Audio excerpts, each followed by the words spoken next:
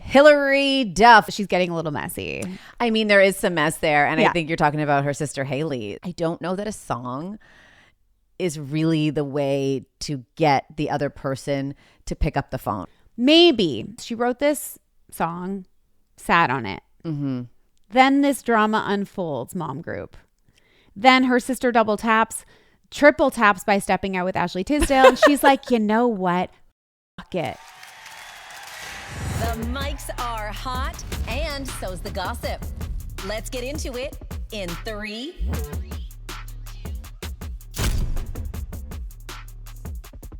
Welcome to In 3. I'm Danielle Graham. And I'm Callie. And Cal, we've got some big fun casting news. I know. So much going on. Totally. And the one I'm like the most excited about, and I'm not alone in Tell this. me. Dirty Dancing is coming back. So there's been a lot of chatter about it for years, trying to figure out a way to do the first one service and honor it and make another one, right? Yeah, because remakes can be scary, tricky, like no fly zone. That's Don't right. ruin this for me. That's Don't right. ruin this for us. Yeah, it can be disappointing. Yeah. So you really need to nail it. Yeah. And Jennifer Grey is signed on for the new one. Is she signed on in the same role? Yeah, she's going to be baby. Baby, adult baby. Adult baby. Grown up baby. Okay. And she had said, she wanted it to be right and needed it to feel, like it did the first one justice. So right. She's coming back. And there are reports that Connor Storrie could be cast as possibly her son. I thought you were going to say her lover. And I was really, really invested in that for a second. I mean, that's also possible. That is not implausible. Okay, let me think about it. Actually, as a son, they kind of look alike, but I would much rather watch that love story. That would be a hot love story. Yeah. But as a son, think about it this way. So she's a dancer and then he comes up through that world. Right. And he picks up his mom's talents. Okay. And if you aesthetically look at him, if he is the son of he's like a young Patrick Swayze. That's right. Aww. So it's almost like they had to wait this long to have this actor in the role. It's almost like they had to trust the timing of it for Connor Storrie to reveal himself to the world. And then it's like, aha, you're it. we got him. Yeah, so it's going into production this year. No way. Yes. But wait, is he officially attached or we're just speculating? We're speculating because she started following him on Instagram. Okay, so a little breadcrumb. A little breadcrumb popped up. Okay, now I'm excited. I am too. Connor Storrie, this story of Connor Storrie is wild. Like he is hosting Saturday Night Live this weekend. It's amazing. Which just the come up is crazy. Like what are we? We're almost in March. Yeah. That show only came out just before Christmas. That's right. It's wild. 3 months to SNL. Yeah. And then this casting potential is insane. He's the definition of everything is happening for me. All at once. Right? Everything all at once. Everything all at once. And he's funny and he's got such a great sense of humor. I think he's going to be great on SNL. I really do. I agree. And no pressure. No pressure. No pressure at all. Think about him mastering those dance moves. That's going to be I'm sad. Same. I'm ready. Let's go. Let's go. Let's talk Lily Collins and more casting news. But again, perfect. Yeah. And aligned.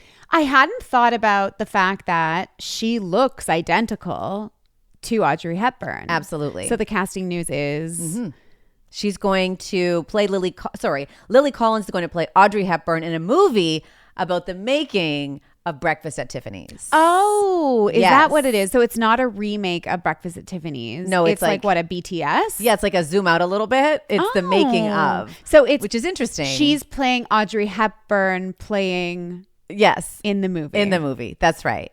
Inception. It is an Inception kind of thing. You're right. It's a nesting doll. Okay, wait. I like that better. Yeah. I wasn't so excited about a remake of Breakfast at Tiffany's, but this angle is more interesting to me. I totally agree. Yeah. And what Lily said, obviously she'd heard the comparisons her entire life about sure. how they look. Yeah. But said, with almost 10 years of development and a lifetime of admiration and adoration for Audrey, I'm finally able to share that I'm doing this, and I'm honored and ecstatic. So it's kind of, for me, when I heard that, it reminds me of Ariana Grande and Glinda and Wicked. So it's like a seed that was planted a long time ago at a young age. Right. And now it's like coming to life. Okay. Yeah. I'll try to unsee what I've seen in Emily in Paris this past season. I haven't watched this season. You know me, like I am a consumer of all the things. Yeah. I have loved Emily in Paris or at least enjoyed it. I wouldn't say loved, I guess. I would say I was entertained by it. That's the perfect word. The newest season, guys, I never shut things off.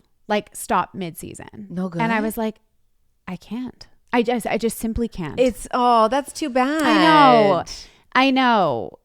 Because I Not feel even like for the outfits you can't stay? like no. Oh, that's sad. I know. But I get it. I couldn't finish. I think it's one of those ones where like it was such a great limited series.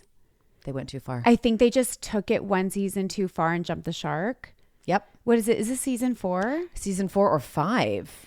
It's just Maybe like 4? they probably should have stopped at 3. And it's like no longer Emily in Paris, it's Emily in Italy. Right. Yeah. But it's like the same if you've got to storyline. move countries, Yeah. like maybe we just pause. Maybe we do. Yeah. And maybe we stop down and then give us a movie in a couple of years, like they did with Downton Abbey, which is like perfect. Perfect case study for hired. See? Hired. I know. Sometimes I know what I'm talking about. Like sometimes. A lot of the time. Well, nailed it. We do have a lot to talk about on this week's show. But before we get to all that, we would love for you to subscribe, follow along, because if you do, then our episodes just pop right into your podcast player when they drop on Thursdays. So give us a follow and help your girls out. Yeah, 100%. Thank you for your service. Thank you very much. Okay, today we are talking about Hilary Duff. Yes. Hailee Duff. Right. And what Hilary has said about Hailee Duff. And sang about, and she's airing all that dirty laundry finally. Yeah. After much speculation. It's true. And also, you know, Hilary has really gone like way out there now. Like she is fully in the spotlight again. She is. And I kind of love seeing it. I do too. I do too so much. Yes. And then we are going to talk about Andrew Mountbatten-Windsor. Previously Prince Andrew. That's right. Now common criminal. Yeah, criminal Andrew. Yeah. Being officially. I mean, we always knew that, but now it's official. The arrest, what the king has said. Yeah. And then that picture and where that picture ended up. Should we reenact that picture? Did you see where the picture ended up? Yeah, of course. I love people when they are spiteful. Such a good troll. The trolling is endless on this man. We almost need an Olympics of trolling. May it never stop. Never. Oh, it was so good. Should we reenact it though? The eyes though. It was like the eyes. You're right. That's going to be a really flattering angle. gift for our listeners on YouTube. He just looks like so. I don't know. You know what? He got the face he deserves. He truly. Yeah. He really does. So there's lots there. Karma came to get his face. It sure did. Yeah, and the rest of his life. Yeah. In the raid of his home. Which I love. And then we're going to chat Taylor Frankie Paul. Yes. New trailer for The Secret Lives of Mormon Wives. So juicy. How are we getting a new season already? I don't know, but God bless them. They really just pump them out. They're pumping them out. They pump them out like Hilary Duff pumps out babies. So true. She says she's just like, another one and another one. No No shade. I love Hilary. 4 kids. Yeah, it's crazy. It is crazy. And of course, Taylor is set to be the Bachelorette, and we're about to watch that journey. Can't wait. Oh my God. And the men have been revealed. So much to discuss there. Yeah, we got a lot to say about them. Yeah, we do. We do. And this whole journey we're about to embark on with her, I love it. And then later in the show, we've got a super fun interview with Daisy, the iconic chief stew from Below Deck, Down Under, airing right now on Hey You. Yeah, she was a delight. She was so honest. I loved all the little tidbits she gave us about the Salt Lake City Housewives. She told us all about how needy they were and all of the drama. The tea.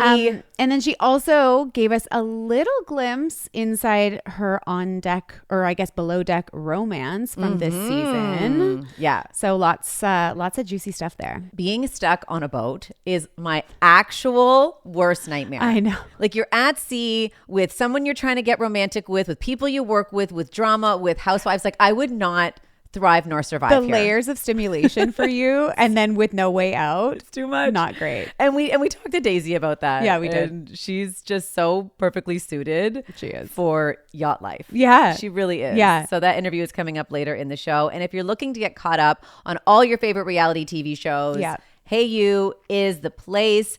Present seasons, past seasons, all your favorite shows are there, including Below Deck. So that's where you want to be, ad free. Exactly. And since all of the episodes drop same day as TV, there's never an excuse to get behind. That's true. And I can't wait for everyone to hear this interview. So good. I know. I can't wait for it either. You can try it for free now at heyu.com. Love. Okay. Hilary Duff, the Duffster. She kind of dipped her toe back into very public life. She did. Earlier this year. Late last year, I feel Sorry, like. yeah. Mini tour, some music. We're just getting like little breadcrumbs. Yeah. And now she's like, bam, out there. Whoa. The album released this past week, finally. And I feel like you're right. Like when she sort of dropped that mini tour, she was... I think the reason why it was a mini tour was it like Big Feeling, Small Rooms or something like that. It was like, it was literally small rooms. It was small venues. Very intimate. Because she didn't think that anyone would care.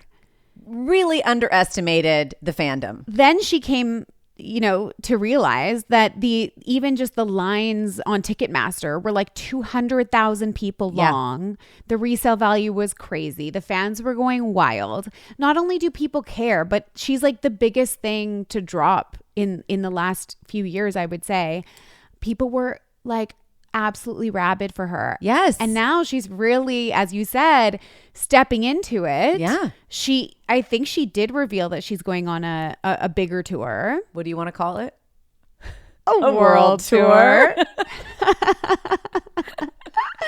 And and she dropped her album.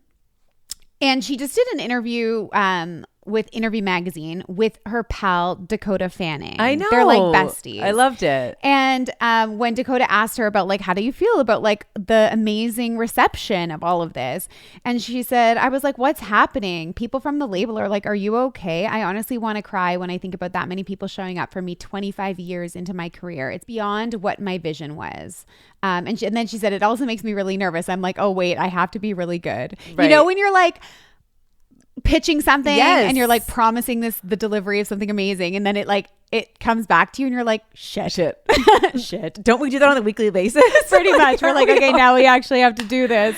But like she's wildly talented, and we could see that from the little snippets we saw from her concerts. Yes. Right? The girl knows how to own a stage and like also laugh at herself, which I love. And she is really in that I don't give an F anymore era. She was truly very is. clear about that. And I think that's a great place to be when you're putting yourself out there like this. Yeah. With new music and going on tour and doing interviews. Like she just has a sense of real confidence and self-assuredness, but also at the same time is second guessing herself, which I think is the story of most women. And that's what makes it so much more fun to watch. Yeah. Is that sort of relatability and that realness, and also just watching a woman like recognize how valued she is after 25 years of her underestimating herself. Yes. And underestimating her impact. Yeah. And so I'm having a really fun time. I've never been like a Duffster, but I'm just having such a fun time watching her in this process. Me too. Of coming into her power like this. And I also love that she's getting a little messy.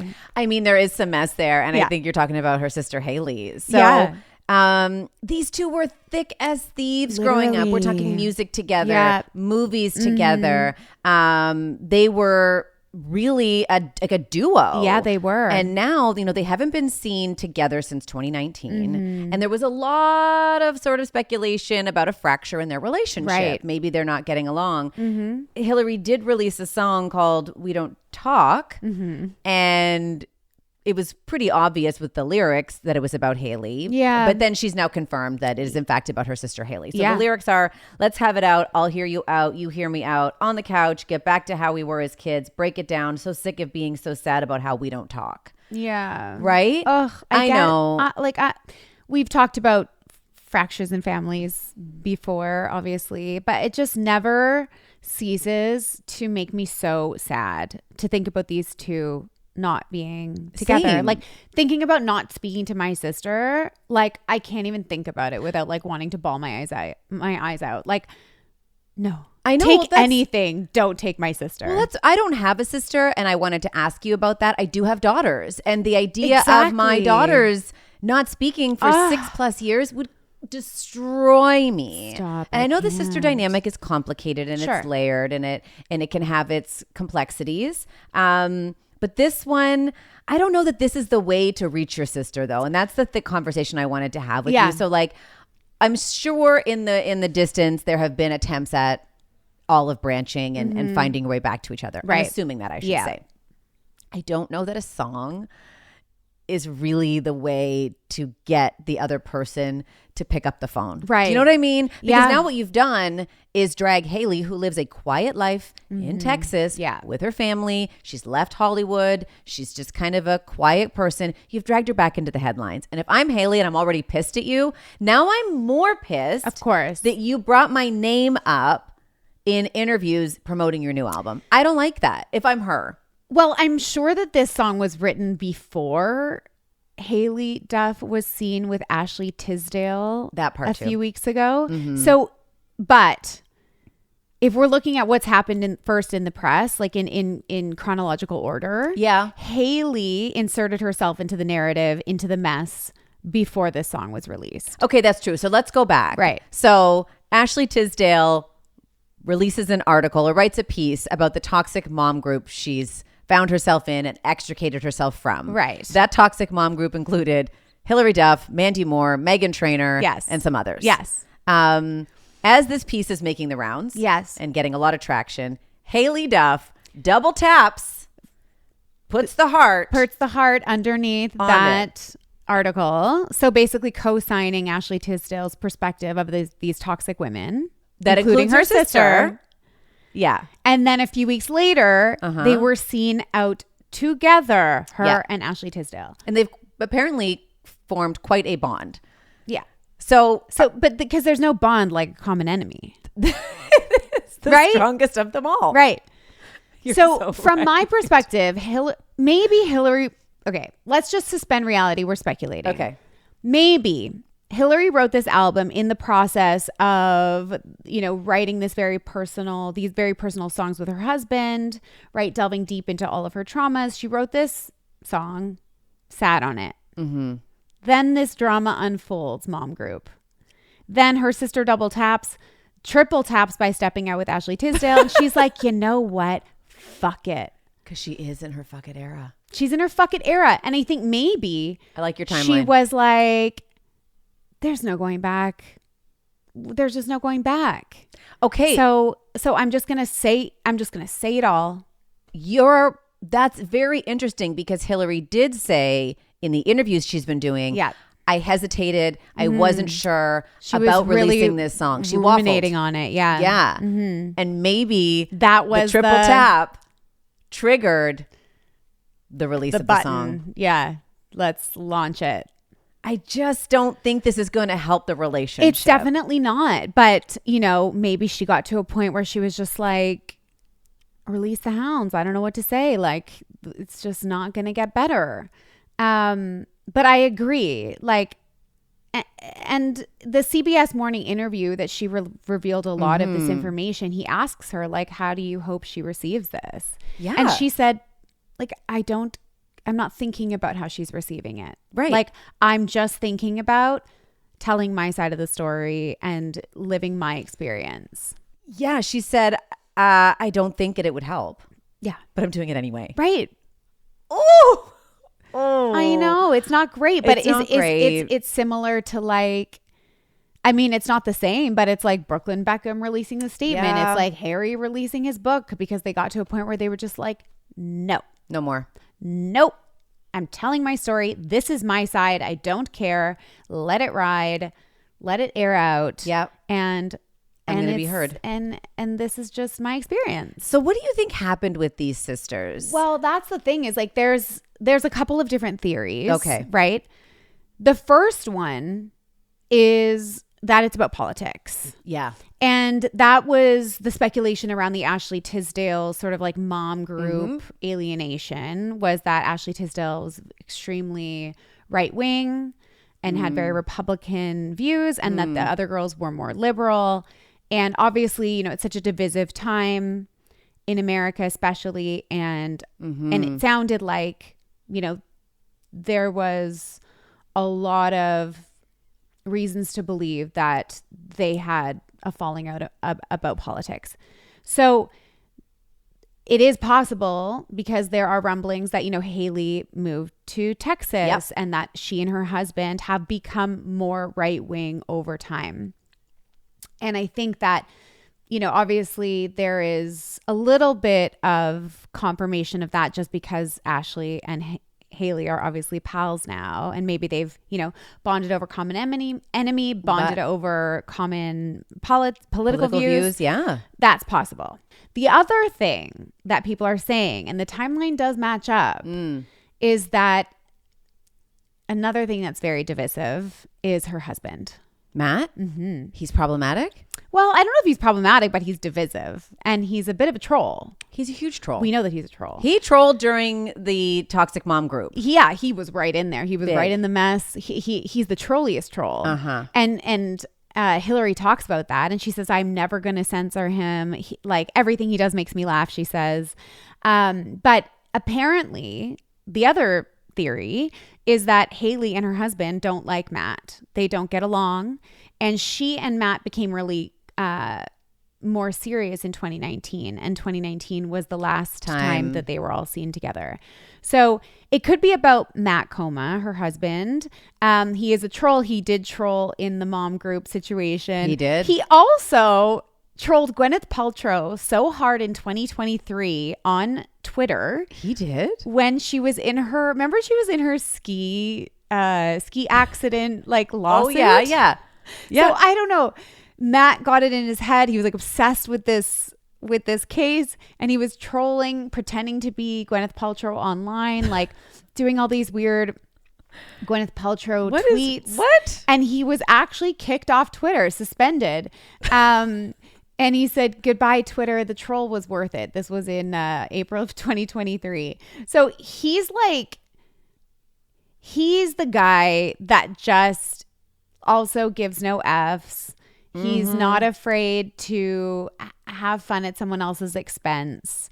And in a group like ours, we welcome it. Oh, listen, it is my love language, as you know. Yes. I love a troll. Like, I think we would be so well suited to be friends with these people. Yeah. Just so fun, so funny, so just not taking things seriously, you know, poking fun at each other. And no one is safe. And no one is. I love it. Safe, not even Gwyneth Paltrow. So let's say it's any one of those possible present day or recent year scenarios. I also think it's possible that this goes back way into childhood. Right. Because it would not be easy to be Hilary Duff's sister. Of course. And she does ask in the song, was it jealousy? Yeah. Hailee had a career in her own right. She did Seventh acting. Heaven. Yeah. She was in Napoleon Dynamite. Remember that? They had a song together. Try to forget every day that movie. Right. I love it. My lips are so chapped. I hear him every time my kids have chapped Oh my lips. God. Yes. No, that my lips hurt so rent free in my head. Is it my lips hurt real bad? Yeah. So good. That never happens to you. You're always glossy and hydrated. That's right. They also had that song, Our Lips Are Sealed. So it was like a real sister thing that we saw for a while. I interviewed Hilary Duff several times in my career at YTV. So she was her songs were a big deal at that time. Anytime I saw Hilary Duff for an interview, her mom was there. Oh. Which is great. Interesting. And she talked about how involved her mom was in her career. And her mom was there to protect her daughter from, you know, the stories we've seen all too many times of the pitfalls of being young and famous in Hollywood. Of course. So her mom was there to try to create, I think, a normal life as much as she could. She obviously did a great job. She did a great job. I would say Hilary is as normal as you can get for somebody one of who the is most well-adjusted. Absolutely. Yeah. But by being there with Hilary, that meant she wasn't at home with Hailee. Right? Yeah. So probably a bit of resentment there. You know, Hilary probably had a little bit more focus, a little bit more attention. And Hailee could feel like, you know, a degree of jealousy and neglect. Of course. And I think those feelings are very real, and I think they're very valid. And I think it's an impossible situation for everybody. The mom wants to support, the daughter that is, possibly in a situation that could cause problems for her down the road. So trying to be there and make sure Hilary's doing She's her also thing. paying the family's bills. So. No, exactly. She's supporting the family. So those dynamics are very complicated. So I think whatever happening is happening now probably goes way back into I vault agree. of I think it's probably, like everything, extremely layered. Yeah. I want to talk about one more thing. Okay. From the Dakota Fanning interview. Yes. Where Hilary talks about her relationship with her husband and how they don't fight, but every now and again, but once a year, they have a big drag it out fight. Yeah. And I thought, same. Yeah, you just need the one. You just need the one to just release the valve. Yeah. Like we will have like little micro moments, Sure. I would say, of like, meh, meh, meh, meh. I'm annoyed, you're annoyed. Yeah. But we just have to keep it moving because that's just life. We've got too much going on to really like get into the weeds of how are you feeling? Right. And can we, we just can't do that. Maybe that's not healthy. I don't know. It's how we function in this marriage. Right. And then, about once a year, you just have to have fly. it out. Yeah. You just got to let it rip. Yeah, you got to let it rip. And then it's coming. She talks about in the article, basically him being like, we haven't had a fight in a while. Are you ready? And she's like, oh, I'm ready. Yeah. Like, because, the pressure is bubbling up. It's a safe space. That's the beautiful 100%. Thing about a comfortable relationship, a confident relationship, like a healthy relationship is like, she has abandonment issues everywhere but her own marriage, which is perfect. It's perfect. I feel the same way in my marriage. I have abandonment issues all over the place. The only thing that doesn't trigger me is my marriage. That's right. Everything else triggered all day, all night. Not me. No, I'll never leave you. All day, all night triggered. Yeah. So much relatability in where she is in her life right now. 1,000%. Yeah. Let's get to Andrew, Mountbatten-Windsor, as you said, formerly Prince Andrew. Mm-hmm. In a world that just, especially now, feels very unjust. Yeah. And it feels like there's just not a lot of outrage and not a lot of accountability and things aren't happening that should be happening. To a degree, a little bit of justice and a little bit of karma landed on his lap. And I was really happy to see that. Oh my God, yes. Because absolutely. He was arrested. Yeah. On suspicion of misconduct in public office. So suspected of allegedly sending sensitive information and confidential government documents to Jeffrey Epstein while Andrew himself was a special British envoy for international trade. So there was some shady shit going on there. And now a full investigation into him and his conduct and their dealings is underway. Yeah. Snaps for that. No, honestly, though. No, exactly. Because, what we're not saying is we're just happy he's, been arrested for anything. Anything. Because obviously, ideally, we would like all the people that have been in the Epstein files and implicated in the terrible, horrific crimes of sexual offenses and human trafficking and all of the other, absolutely horrendous things that we've seen in those files. We want them all to be held accountable for those things. But actually, I think what happened is the police have been looking into it. They're trying to find anything that can implicate him in a way that they can take, the distance. That's right. And this was the one. They needed something to sink their teeth into has a little that had a little bit of fat to it. Right. And this is it. Yeah, and this is it. So it's whatever got him there, we're just happy that there's been some action from the police, and that someone is finally going to be held accountable. Now, the problem with this particular misconduct, the charges is that they're not charges. Sorry, the arrest. Yeah, that they're very hard to prove. And so there's a lot of sort of discussion in the British press and among the experts about what would need to happen for this to be proven to be true.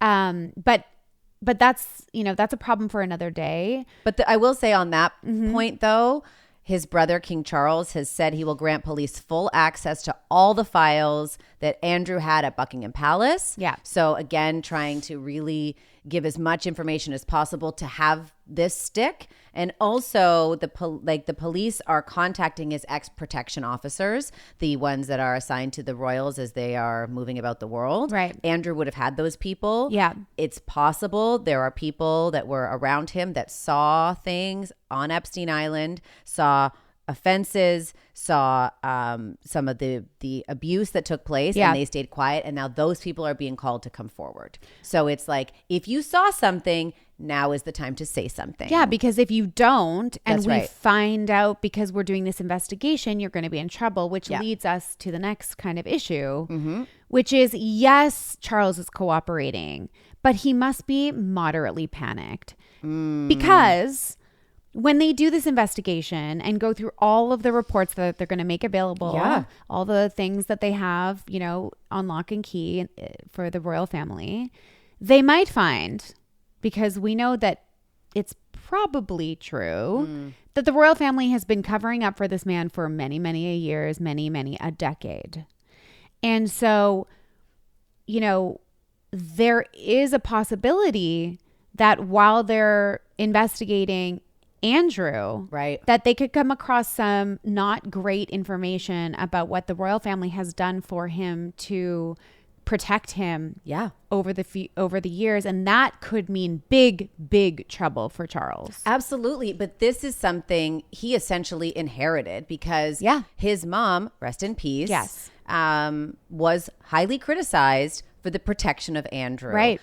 Allegedly paid off things for him, hid things for him, covered up things for him, to the detriment of the royal family. And she's passed, and now Charles inherits this mess of a brother and a situation. And what's he supposed to do? Because there was so much criticism and because there was so much spotlight on it, he had no choice but to say, I'll fully cooperate. Right. Like, what else is he supposed to do here? Of course. The No, royal he family can't is like, resist. no, he can't. No. But it's like, and it's a good look to make himself and everything, you know, at his disposal available to Of this course. investigation. And I'm sure he wants, you know, justice. of course. But I'm sure there's a piece of him that's like, 100%. uh-oh. And also, you know, there's probably things, as you said, that his mom did that he doesn't even know about. But ultimately, as the head of the family, it's going to fall on him. So there is some speculation that depending on what they find, he might have to step down. Whoa. That's what I read. You know, I was thinking about Charles in all of this because in his time as king, so he became king September 2022, it has been riddled with challenges and chaos and devastation and difficulty. Yeah. Like, he becomes king, his mom passes, he becomes king, Harry and the book. Right. Okay? Harry lays it all out. Yeah. Destroys the royal family Right. in public. All right. Then he himself has cancer, diagnosed with cancer. He's facing his own cancer battle. Then Kate has cancer. The family is dealing with that. Awful. And now it's his brother and the mess that his brother has put him in this situation. It's like he wanted this job his whole life. He'd been not waiting for his mother to pass, but he was groomed for this and waiting to become the monarch. And it's like, it's the definition of careful what you wish for. And also what you got versus what you ordered. Right. Because 100%. You're like, wait, I thought it was just going to be pageantry and crowns and jewels. This is a fucking mess. It's a mess. This is a whole mess. Yeah. And no part of his, again, it's only been a few years. Yeah. He hasn't had an easy month. No, Not one. No. But I think, like, I guess what would have made this better? So she handed him this ticking time bomb, right? Huge ticking time Ready bomb. to go off at any time. Yes. Here, Charles, good luck. I guess the only thing that would have made this better for him in sort of his image was to have done what he did last fall, which was to strip Andrew of all of his titles sooner. Immediately get into office. This is the first order of business. You're done. Because this ticking time bomb is no longer my responsibility. So I'm going to draw a line in the sand immediately so that everybody knows this is where I stand. You know, my mom made her choices. I can't change that. What I can do is make it right based on my morals, my perspective, my values, you know. And now that I'm in this position of power, here's how I'm going to handle this. He did wait, you know, a bunch of years. Now, of course, he's been sick Catherine's been sick. There's been a lot of other issues. So I'm not even judging it. And I don't know that there was a perfect way to handle this. But that, to me, when I'm thinking about it, would be the only thing that would allow us to defend him more. A little bit. He almost waited until he was like, shit, those files are coming out. I have to now. And, you know, it was aligned at the same time as Virginia Giuffre's book was released, remember, in the fall. And she was, you know, the primary sort of alleged victim in the Andrew Epstein that's right scandal. That's right. So it's almost like he didn't really want to deal with it and he had to, and then it looks like it was a bit late. For his part, the disgusting Andrew was arrested on his birthday. Yeah. Love it. Like, again, the whole thing just made me feel better about the world, Callie. Yeah. It just did in that moment. I was like, thank you. This is great. Police swooped in on his home. Yeah. Like the criminal he is, allegedly. He was held for 11 hours like everybody else would be. Right. And it was a moment where, you know, he's been royal his entire existence up until he lost his title. Right. You're not protected. You're not getting special treatment. You're not getting rushed through the process. Yeah. You are literally a common person in this moment. You get a paper cup of water and one phone call. That's all you get. That's it. And I hope, I doubt it, but I hope he had some time to think in those 11 hours. Yeah. I really hope he did. I mean, I'm doubtful because somebody like that, I don't imagine doubtful, does that. But the thought of that is so satisfying. It is. And of course, you know, everybody is sort of feeling that same way of this like, finally someone is paying for this, and hopefully, you know, this will continue to go the distance. Virginia Giuffre, who I just mentioned, her family released a statement. What did they say? They said, at last, today our broken hearts have been lifted at the news that no one is above the law, not even royalty. On behalf of our sister, we extend our gratitude to the UK's police for their investigation and arrest. Andrew Mountbatten-Windsor was never a prince. For survivors everywhere, Virginia did this for you. Wow. So, and a lot of people are saying that so much of this, and like I said, you know, Charles's actions last fall felt like they were really aligned with the release of Virginia's book, and she so bravely wrote it, and then obviously has passed since. And I think everybody's just like brokenhearted that she's not here to see this happen. So true. Because I think she, at the time of her passing, really felt like so helpless, like there was never going to be justice. And it's like, just hang on one more minute. I know. You know, just hang on. And so, whew, I know. You're so right, heavy. because for the longest time, I think we all believed there wouldn't be. And we don't even know still if there will be. Right. We really don't. But this is a hope and a glimmer. Yeah. And I want that more than anything for her family and for all the victims. Yes. And may it, you know, hopefully be the first domino of many. There you go. And especially to prove that no one is above the law, as they said, like not even royalty. No. There's a lot of other important people that have been implicated in this that, you know, it feels like they'll never see justice because of who they are. But this hopefully shows that there's some hope. Yeah, for, sure does. For them to see their day, see their moment in the Louvre, in their, you know, captured in the worst moment of their life, looking like a buffoon. I just want to go there, because it again brought me in the darkness of all of this. It did bring me a little bit of joy. Oh my God. So again, that heinous photo of him slouched down in the back of his car, eyes bulging, sweating, looking like the dirtbag he is. Yeah. Looking like the dirtbag that just got caught. Like the look on his face, the terror. All of it. Yeah. When that photo went around, there was a comment made. Yeah.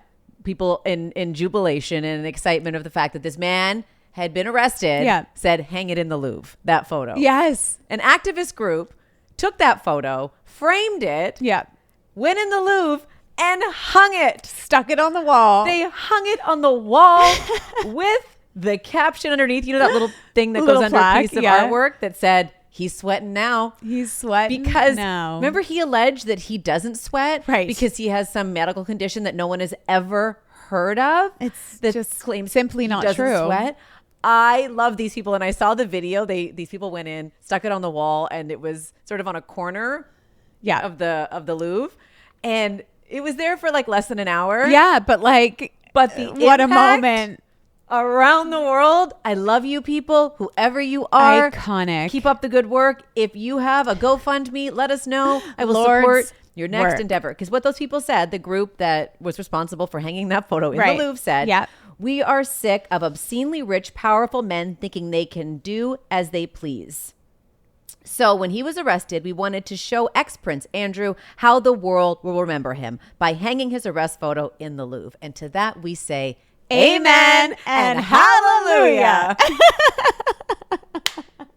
Abso-fucking-lutely. Yes. Now, I just want to dip into William and Kate for a second. Oh. And then I need to dip into Harry and Meghan. Okay. Okay. So William and Kate were at the BAFTAs Yes. a couple days ago, earlier this week. Hecklers were there asking, is the monarchy in peril? Obviously, they didn't say anything. They were looking lovely. She recycled a dress from 2019. We love an upcycle. We love that. Mm-hmm. We love our princess, the people's princess, Princess Kate. But William wants us to know that he's stressed out because they were asked they gave an interview. And William said that Kate had just watched The Hamnet the night before the BAFTAs. Okay. And he said she was sobbing. And they said, well, did you watch it? What did you think? And he said, I haven't watched it yet. I need to be in a quite calm state for that. And I'm not in that moment. I will save it. So he's basically saying, like, I think he wants us to feel badly for him. Is the monarchy in peril? Yes, it is. And he knows it. He's stressed out and he wants us to know. So he did make a little kind of, I think, nod to comment about what's happening. But that's so interesting because the motto of the monarchy is don't complain, don't explain. Yeah. And that is explanation. A little bit. But I also think that a new time Interesting. needs to come. Yeah, you're right. Right? Like, and William is going to be the one that is going to have to do that. Like, I don't know if he wants to, but, the ticking time bomb from Elizabeth to Charles, and now from Charles to William, who, would be the one to take the throne. He'd probably rather be making jam in Montecito. He might. Because Well, I don't know, because William, no, he really, he was so bred for this. yeah, he really was. Now, dipping over to Harry and Meghan for a second. I think that they're having a good week Okay. because I think that they might feel a little bit vindicated by Andrew being arrested. And the reason for that is, let's not forget that when they did their documentary, one of the things that they revealed and that one of the accusations they made was that they were used as the scapegoat in the press for Right. covering up Right. bad shit that was happening within the royal family. They Look over didn't here. name him, but they implied. And there's many examples of moments where, something about the Epstein and Andrew relationship was released in the press. And then suddenly there was a maid talking about Harry and Meghan or Meghan being a witch and the whole thing. And yeah, exactly. Like, look over here. Nothing Look to over see here. Diversion. And they told us that in plain language. They actually explained that this was happening to them and that, a lot of her strife was because of and at the cost, like she was at the cost of covering up for Andrew. Wow.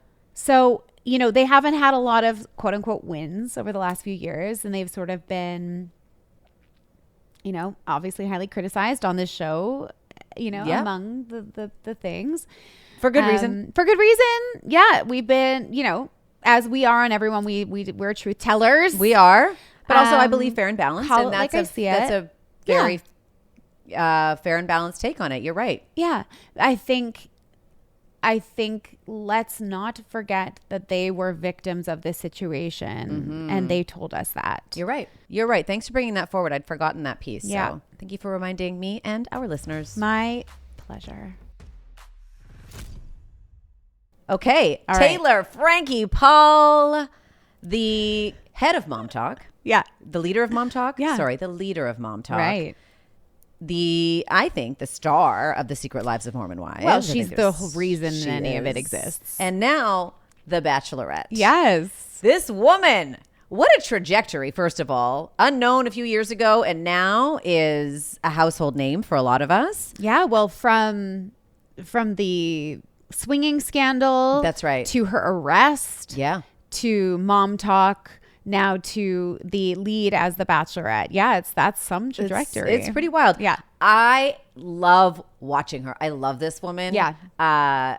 Literally, she could sit here reading the phone book and I'd be like, yeah, I'm watching that. I just love her. I don't know why. She's really got this magnetic thing where you're just kind of drawn into whatever it is she's doing. Yeah. And like reality TV was built for someone like her. Yes, you're right. She cannot be anything but 120% herself at all times. Zero filter, zero tempering, zero awareness of cameras. She's not going to bend. No. She's not going to change. She's not going to, metamorphosize. Even in her Bachelorette, like promo videos, she's wearing a gown with Crocs. Yeah. This woman doesn't care. Not at all. And that's what reality TV is. That's really right? her secret sauce. Yeah, too. It is. And we're now into what is this, season 4 of the Mormon Wives? It's about to be released. Yeah. And largely unaffected, or so not unaffected, hasn't changed. No. I could see a shift in a lot of the other Mormon wives, but Taylor has really remained true to exactly who she is. Yeah, she has. I do want to talk about what we're seeing in the trailer for the new season, which is coming out next month, because oh boy. Did I see a Harry Josie in there? You did? Oh boy. Did you see? Stay far, far, far away. Like, I find him so attractive. No, yes, but he's so bad. He is the most toxic mess. Like, I know. He's Taylor, a bad news bear. This is the root of your problems. We also see Jen and Whitney's journey on Dancing with the Stars this season. So like a lot going on. And it does seem to me like the notoriety and the fame is affecting these people at this point. Like I think it already was, but like marriages are cracking and crumbling and egos are getting bigger. And plastic surgery is going. We're looking at off you, the hinges. Jessie. Oh yeah, boy, I know. I worry about her. I do too. I do too. So there is a lot to come on this season. Yeah, and it also seems like maybe we don't get to see BTS of Taylor during the filming of The Bachelorette, because I'm sure she's in LA and doing all her things, but we definitely get to see her right before. We do. And these are going to be airing sort of concurrently. Is that the right word? Yeah. They're going to be airing at the same time. It's so much Taylor, Frankie Paul. But it's like on The Bachelor, amazing. It's amazing. 2 huge shows airing at the same time is almost unheard of. It's brilliant. What it is brilliant. Like The Bachelorette had been put on pause a few years ago because it just wasn't hitting the same way. Yep. The fan base was not as engaged. No, not as engaged. Exactly. And so what a way to come back and revitalize. And then to have these shows that are, on the same umbrella, under the same umbrella network, airing to kind of like bolster each other and support each other. Brilliant. And I cannot wait for all of this.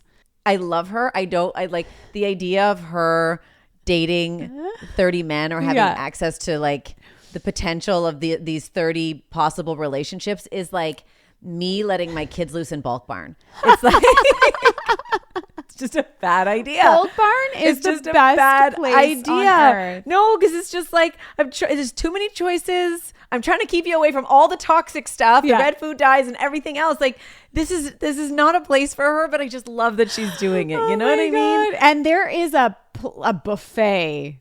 A smorgasbord, if you will, of men to choose from. So you cruised the website and looked at the profiles. I have a couple of favorites and a couple of not favorites. Of stay away. Yeah. Okay. Yeah. Do you? I have a favorite, but I also have one I think she's going to go for that I'm not co-signing. Okay. So my favorite is Rod. Okay. Rod is 35. He's older. I think she needs older. Okay. Because I think there is a maturity thing there that Tell me about we could. Rod. Rod is an entrepreneur. He served in the military for 17 years, which tells me he's like disciplined. Yes. And he has strong work ethic, which I think would be really great for her. He's not a bum, clearly. He's an entrepreneur. And then he started his own business supporting kids in the foster care system. So he's got a big heart. I remember him now. He loves fitness. Okay, yeah. You know that Taylor does too. I believe so anyway. At least she looks I don't like know. it. She looks like she likes a workout class. He's a great cook. His love language is acts of service, which I think she's going to appreciate. Yep. Because she needs to feel validated and seen. She's very broken. She's got a lot of abandonment issues. Totally. She has a lot of insecurities. Trauma to capital so T. somebody who's constantly feeding her love in a way that's visible, I think is going to land really well. Yeah. And he loves a Christmas movie marathon. And I Okay. think, that's sweet and wholesome. And I think Sweet and wholesome. And maybe he's a believer in something, like a higher maybe spiritual and thing. he's very handsome. Well, bless. Yeah, I like him. Who do Okay. you like? Well, I had two favorites, but I think my favorite, I agree that she needs someone a little bit older, is Christopher, 35. Okay, same as Rod. Yep, he's a business owner, also an Air Force veteran, and a devoted single dad, which I love. Love that for her. He balances his love of group fitness and Tupac with an appreciation for nature and art galleries. Okay. I'm into that. A layered man. I'm into this. He also looks great in a cowboy hat, and I think that she does love that look. I think so too. Yeah, so he's my dark. Speaking of the look, I've got my eye on Doug. I'm not saying I co-sign Doug. I'm not saying I like Doug, but Doug does have a Dakota vibe to him in his appearance. And we know Dakota is the kryptonite. Doug is only 28. I don't love that for her. Mm-hmm. His love language is great banter. Okay. I think she'll like that. Okay. But it could be just a smooth talking love bombing kind of guy, right? Yeah. I do think she needs an older man with more life experience. I did flag him as someone I didn't like. I don't. But I think I she's think if gonna we're like looking him. for the one, we're not looking for a lifeguard. No shade to lifeguards. We need you. We You need save you, lives. right?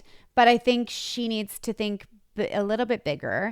My reddest of the red flags is Conrad. Tell me about Conrad. 32, startup founder. I always wonder when people say that. It's like, Okay, what what are you mean? doing? Yeah, what do you do? Yep. Or do you work? Fair.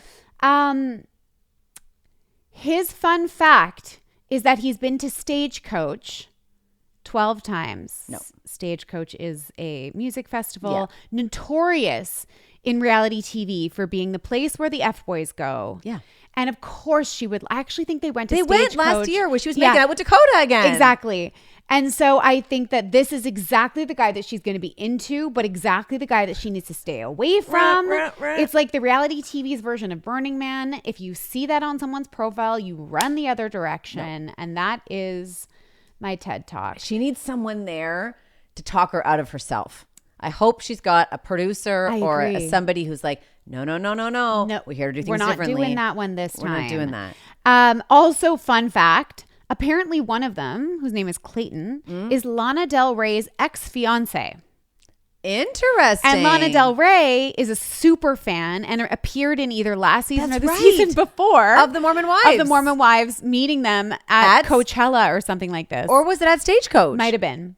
So totally it right. feels like he's also doing this to get back at his ex. So it's all kinds of toxic trauma intermingling, and I cannot wait to see it. Wait. Next month, The Bachelorette. It premieres on March 22nd. Amazing. On ABC. Amazing. And I literally can't wait. And I haven't been locked into The Bachelorette for a while, but at least a decade for me. Ready. Popcorn, viewing parties. Let's go. Let's go. Yeah. To wrap up the show, we have the interview with Daisy from Below Deck Down Under. Yeah. Absolutely loved talking to her. She's so much fun. If you're not watching this season of Below Deck Down Under, get it on your favorite. Start watching it now. It's on Hey You. It's so good because it starts off with the Real Housewives of Salt Lake City on board. Exactly. And it is something. And it just keeps getting it's really better and better. And when we were just hopping on to interview her, I was like, I feel like she's already our friend. Yeah. Like she just has that way about her that she's just like so easy and positive and fun and cute. And I was just like, I kind of had that feeling where I was like, wait, are we already friends or what? So no, that was such a fun interview. Can't wait for you all to hear it. Yeah, enjoy. So enjoy. Hi, Daisy. Hi. Welcome to In 3. We're so happy to have you on the show. We have loved this season so far. There has been a lot of chaos and drama and fun, and some pretty over the top behaviors. And you've been around for a little while. As far as over-the-top behavior goes, how would you say the Housewives have ranked?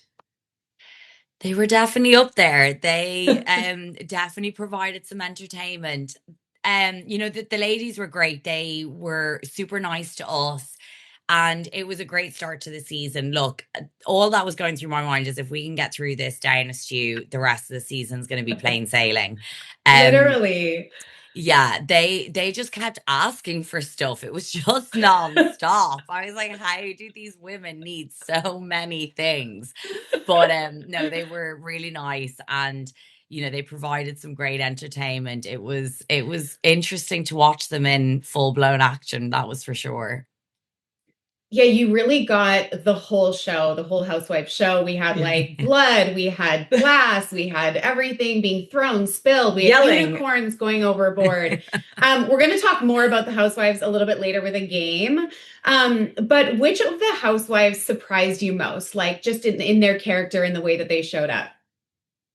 Yeah, so I was saying, I think Mary for me, I watched the Housewives of Salt Lake City, and she is a force, not to be reckoned with. She's, she just knows what she wants. When she speaks, you listen. She has a real presence about her. And I thought she was just going to be very particular. I thought she was going to be maybe demanding, but she was actually so lovely and warm and just friendly and polite. And yeah, she really surprised me. I was definitely nervous having her on board.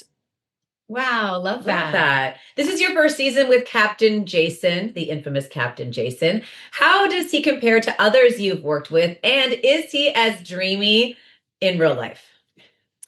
So Jason is great. We have a great relationship. We got on really well. And he's, very similar to all the captains I've worked with, very supportive, very hands-on. So, we worked really well together. Is he as dreamy? Look, that's not for I have different eyes when it comes to it's like asking if you fancy your dad. So of course, to me, he's not dreamy, but to the rest of the world, I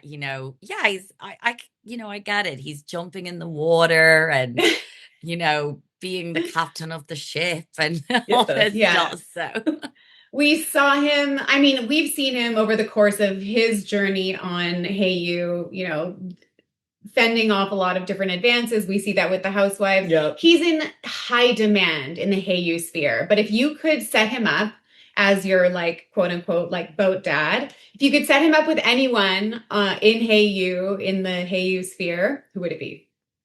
Oh God, that's not easy. I mean, look, I think him and Heather, even though, nothing happened and they're denying it, I'm all pro for it. Like, love that. She's single and, they both co-parent and they both have daughters and, I'm down for that. So even though it did not happen, it may still happen. Love that. Okay. You're no stranger to a little boat romance. And from what we've seen in some clips of this season, is there a little romance budding? It turns out Daisy and boats and men go very well together. So what can I say?